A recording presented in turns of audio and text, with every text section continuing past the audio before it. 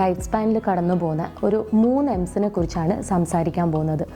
ഒരു പെൺകുട്ടി 10 to 15 or 16 ഇയേഴ്സാണ് first menarche, ആദ്യമായിട്ട് ഒരു വലിയ പെൺകുട്ടി ആവുന്ന ഫസ്റ്റ് പീരിയഡ്സ് ആവുന്ന ഒരു ഏജായിട്ട് നമ്മൾ കണക്കാക്കുന്നത്. ആ സമയത്ത് അത് കുട്ടി എന്നുള്ള രീതിയിൽ നിന്നും വലുതായി വരുമ്പോഴേക്കുണ്ടാവുന്ന physically, mentally, emotionally first menses ആവുന്ന ടൈം, അതിന് തൊട്ട് മുന്നേ ഉള്ള ടൈം, അത് കഴിഞ്ഞിട്ടുള്ള കുറച്ചൊരു ടൈം പീരീഡ് അവർ കടന്നു പോകുന്നതായിട്ടുള്ള ഇമോഷണൽ അല്ലെങ്കിൽ മെൻ്റലി അല്ലെങ്കിൽ ഫിസിക്കലി ഉണ്ടാവുന്ന ചേഞ്ചസ് അവർ താനെ ആക്സെപ്റ്റ് ചെയ്തുകൊണ്ടിരിക്കുന്ന സമയമാണ് ഈ ഒരു സമയമെന്ന് പറയുന്നത്. ആ സമയത്താണ് ഇവർക്ക് കൂടുതലായിട്ടും പാരൻസ്, ഗാർഡിയൻസ്, വീട്ടിലുള്ളവർ അല്ലെങ്കിൽ സ്കൂളിലാണെങ്കിൽ ടീച്ചേഴ്സ് ആവാം, അതും അല്ലെങ്കിൽ ഫ്രണ്ട്സ് ആവാം, ട്യൂഷൻ ടീച്ചേഴ്സ് ട്യൂഷന് പോകുന്നില്ല അല്ലെങ്കിൽ ട്രെയിനിങ്ങിന് കോച്ചിങ്ങിന് പോകുന്നില്ല എന്നൊക്കെ പറഞ്ഞ് ചെറിയത് മുതൽ ചിലപ്പം വലുതായിട്ടുള്ള ഇഷ്യൂസ് വരെ അവർ ഉണ്ടാക്കിയേക്കാം. ഇതൊക്കെ ഇവരുടെ ഒരു മെൻ്റൽ സ്റ്റേറ്റസ് അല്ലെങ്കിൽ ഇമോഷണൽ അൺസ്റ്റെബിലിറ്റി ഒക്കെ കൊണ്ടാണ് ഇത്തരം കാര്യങ്ങളിൽ കൂടെ ഒക്കെ അവർ കടന്നു പോകുന്നത്. ചിലപ്പം നമുക്ക് നിസ്സാരമായെന്ന് തോന്നിയേക്കാം, പക്ഷേ what they are going through is something very serious. അവർക്കൊരു പ്രൊഫഷണൽ ഹെൽപ്പ് അല്ലെങ്കിൽ ഒരു ഗൈഡൻസ് കറക്റ്റ് കൊടുത്തു കഴിഞ്ഞാൽ ഒരു പരിധി വരെയൊക്കെ ഒരു ഒട്ടുമിക്ക പ്രോബ്ലംസും സോൾവ് ചെയ്തുകൊണ്ട് തന്നെ അവർക്ക് മുന്നോട്ട് കൊണ്ടുപോകാൻ വേണ്ടി കൂടുതൽ ഹെൽപ്ഫുള്ളായിരിക്കും. രണ്ടാമതായിട്ടുള്ള എം എന്ന് പറയുന്നത് ഒരു സ്ത്രീ വിവാഹം കഴിച്ചു കഴിഞ്ഞാൽ പ്രഗ്നൻസി കഴിഞ്ഞുണ്ടാവുന്ന മെറ്റേണൽ ബ്ലൂ അല്ലെങ്കിൽ പോസ്റ്റ് നാറ്റൽ ഡിപ്രഷനൊക്കെ എന്ന് കേൾക്കാറില്ലേ?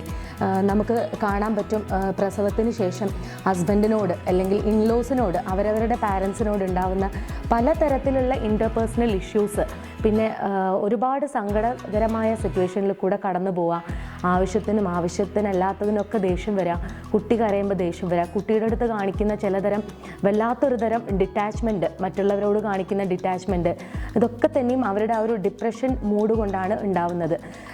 പലതരത്തിലത്തെ ഹോർമോണൽ ചേഞ്ചസ്, അതുപോലെ ഉറക്കമില്ലായ്മ, ഭക്ഷണം കഴിക്കുന്ന രീതിയിലുള്ള വ്യത്യാസം, ആകപ്പാടെ ഒരു ജീവിതത്തിൻ്റെ ശൈലി തന്നെ മാറിപ്പോവുകയാണല്ലോ. പക്ഷേ ഇതൊന്നും നമുക്ക് കാണാൻ പറ്റും. ചിലപ്പം ന്യൂസ് പേപ്പറിലൊക്കെ കൂടുതലായിട്ട് നമ്മൾ കാണാറുണ്ട്, കുട്ടീനെ അപകടപ്പെടുത്തുക, കൊലപാതകത്തിലേക്ക് തന്നെ ലീഡ് ചെയ്ത പല കേസസ് നമ്മൾ വായിച്ചറിഞ്ഞിട്ടുണ്ട്, കേട്ടറിഞ്ഞിട്ടുണ്ട് അല്ലേ? അപ്പം തീർച്ചയായിട്ടും ഈ ഒരു പ്രശ്നത്തിൽ കൂടെയാണ് ആഫ്റ്റർ ഡെലിവറി ഒരു സ്ത്രീ കടന്നു പോകുന്നതെന്ന് അവനവന് തന്നെയും അല്ലെങ്കിൽ മറ്റുള്ളവർക്ക്, അവരെ ടേക്ക് കെയർ ചെയ്യുന്ന ആളുകൾക്കും മനസ്സിലാക്കി കഴിഞ്ഞാൽ ഏറെക്കുറെ ഇത്തരത്തിലുള്ള സീരിയസ് ഇഷ്യൂസൊക്കെ ഒഴിവാക്കാൻ പറ്റും. അത് അവർക്ക് തന്നെയും വളരെ ഹെൽപ്ഫുള്ളായിട്ടാണ്.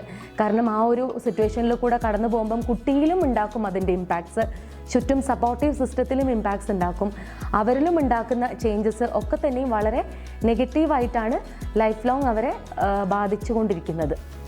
തേർഡ് എം, മെനാർക്കി അഥവാ ആർത്തവ വിരാമം.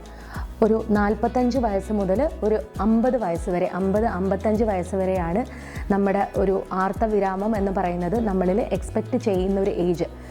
ഈ സമയം എന്ന് പറയുന്നത് മറ്റ് 2 സ്റ്റേജസ് പോലെ അത്ര കണ്ട് പുറത്തേക്ക് പ്രകടമാവണമെന്നില്ല. പക്ഷേ നമുക്ക് അറിയാൻ പറ്റും, ഈ മദർ ഇൻ ലോ അല്ലെങ്കിൽ ഡോട്ടർ ഇൻ ലോ തമ്മിലത്തെ ഒരു വഴക്ക്, ഇൻ്റർപേഴ്സണൽ ഇഷ്യൂ, ചിലപ്പം അവിടെ ഈ രണ്ടാമത് എമ്മിൽ പറയുന്ന മെറ്റേണൽ ബ്ലൂ ഉള്ളൊരു ലേഡി ആയിരിക്കാം ഈ മെനാർക്കി ഉള്ളൊരു ലേഡിയുടെ കൂടെ ഒരു വീട്ടിൽ നിൽക്കുന്നത്. സോ ഇവർ തമ്മിൽ ഉണ്ടാവുന്ന ഒരു ഇഷ്യൂസ് മിക്കതും most of them are because of their emotional problems. 2 പേരും കടന്നു പോകുന്നത് ഈ ഒരു സെർട്ടൻ സിറ്റുവേഷൻസിൽ കൂടെയാണ്.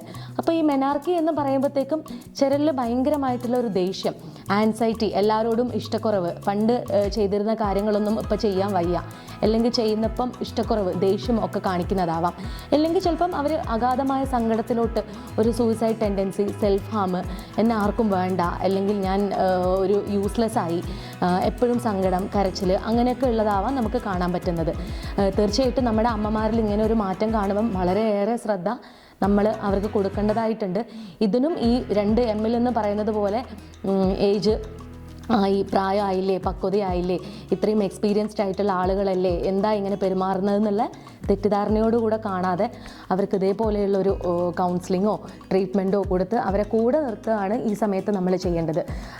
അതുതന്നെയാണ് അവർക്ക് കൊടുക്കാൻ പറ്റുന്ന ഏറ്റവും നല്ലൊരു സപ്പോർട്ട് സിസ്റ്റം. സോ ഒരു സ്ത്രീയുടെ ജീവിതത്തിൽ കൂടെ കടന്നു പോകുന്ന ഈ 3 എമ്മുകൾ, ഫസ്റ്റ് വൺ മെനാർക്കി, രണ്ടാമത് വരുന്ന മെറ്റേണൽ ബ്ലൂ, മൂന്നാമതായിട്ട് വരുന്ന മെനപ്പോസ്.